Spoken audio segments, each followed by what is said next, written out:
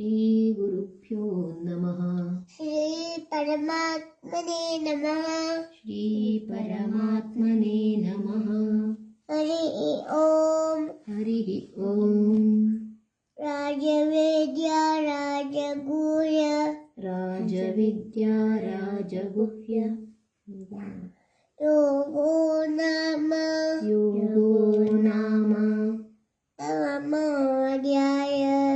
नवमोऽध्यायः। श्रीभगवानुवाच श्रीभगवानुवाच इदं तु ते गुह्यतमम् इदं तु ते गुह्यतमम् प्रवक्ष्याम्यनसूयवे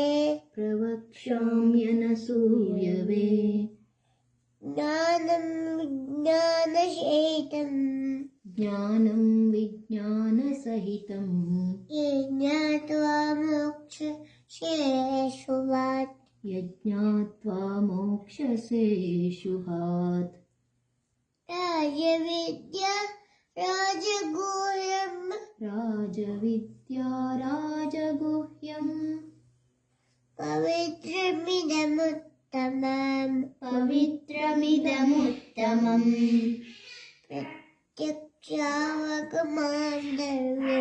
प्रत्यक्षावगमं धर्म्यम् सुसुखं कर्तुमव्ययम् अश्रद्धदानः पुरुष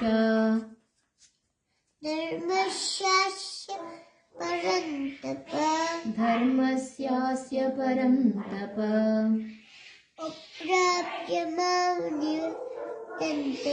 अप्राप्य मां निवर्तन्ते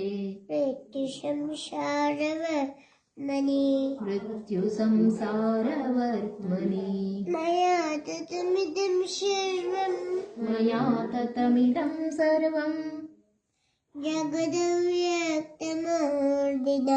जगदव्यक्तमूर्तिना मत्स्थानि सर्वभूतानि न चाहं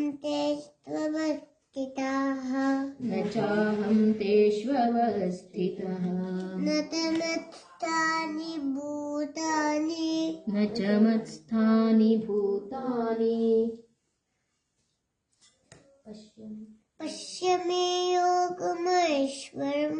पश्य मे योगमैश्वरम्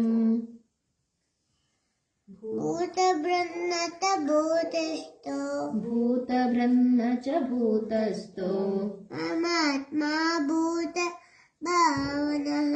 ममात्मा भूतभावनः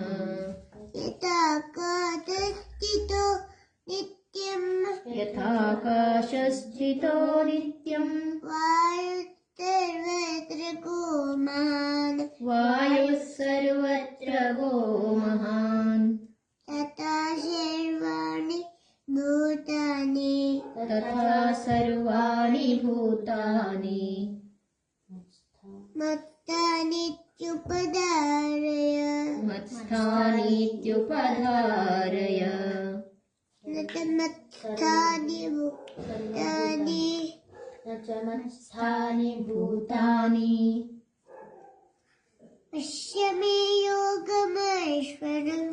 पश्य मे योगमैश्वरम् भूतभृन्न च भूतस्थो ममात्मा भूतभावनः यथाकाशस्थितो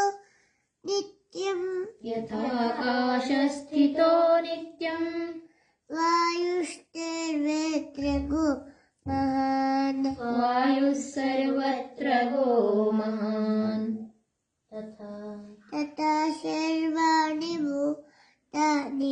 तथा सर्वाणि भूतानि मत्स्थानीत्युपधारय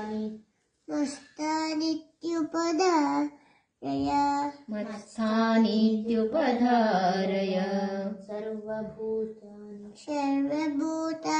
कौन्तेय सर्वभूतानि कौन्तेय प्रकृतिं यान्ति मामिकाम् प्रकृतिं यान्ति मामिकाम् कल्पक्षये पुनस्तानि कल्पक्षये पुनस्तानि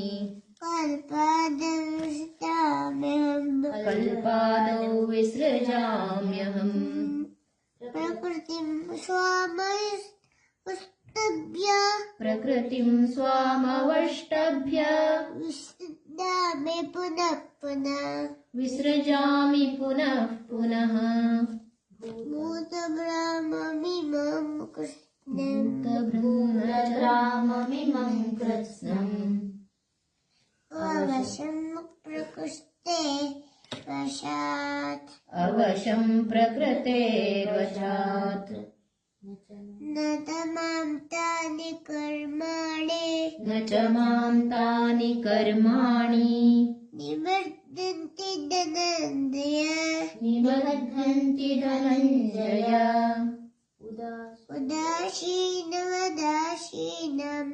उदासीनवदासीनम् अतक्तेन्तु कर्मसु असक्तं तेषु कर्मसु मयाध्यक्षेण प्रकृतिः मयाध्यक्षेण प्रकृतिः श्रूयते सूयते सचराचरम् हेतुनानेन कौन्तेय हेतुनानेन कौन्तेय जगद्विपरिवर्तते अजानन्ति मां मूढाः अवजानन्ति मां मूढा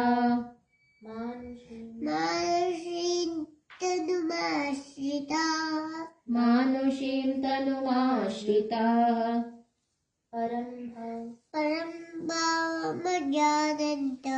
परं भावमजानन्तो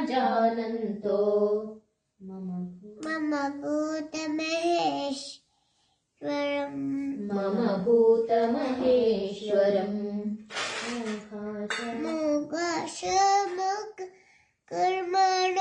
मोघाशामोघकर्माणो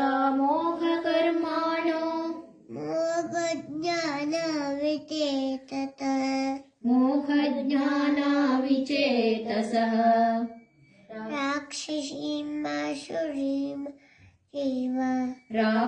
राक्षसीमासुरीं चैव प्रकृतिं मोहिनीं श्रिताः प्रकृतिं मोहिनीं श्रिताः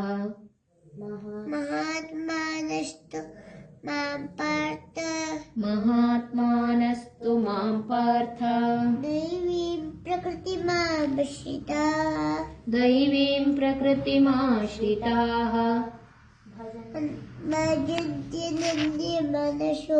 भजन्त्यनन्यमनसो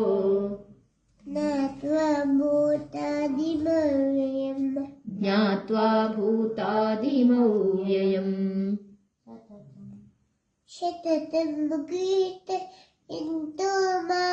सततं कीर्तयन्तो माम् यतन्तश्च दृढौ रताः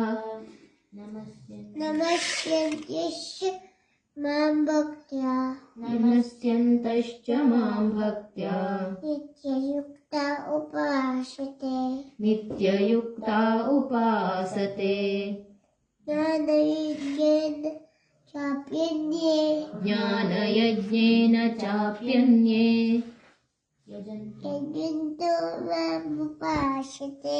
यजन्तो मामुपासते एकत्वेन पृथक्त्वेन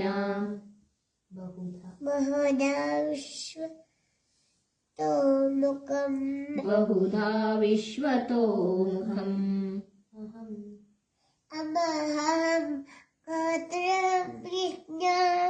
अहं क्रतुरहं यज्ञः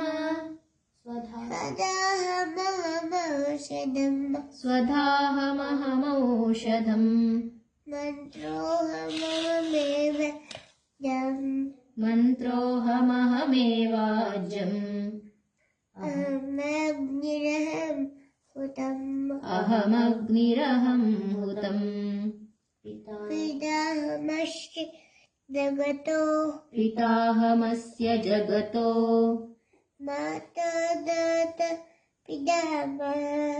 माता धाता पितामहः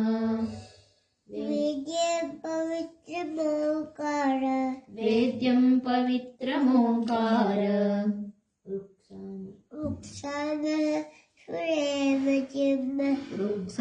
ऋक्सामयजुरेव च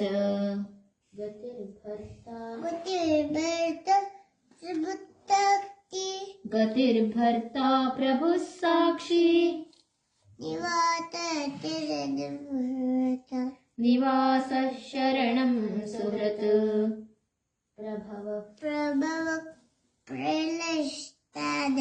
प्रभवः प्रलयस्थानम् निधानं बीजमव्ययम् ॐ तत्सदिति श्रीमद्भगवद्गीता सुपनिषत्सु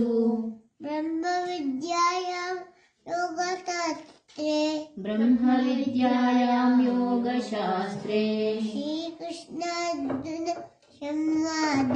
श्रीकृष्णार्जुनसंवादे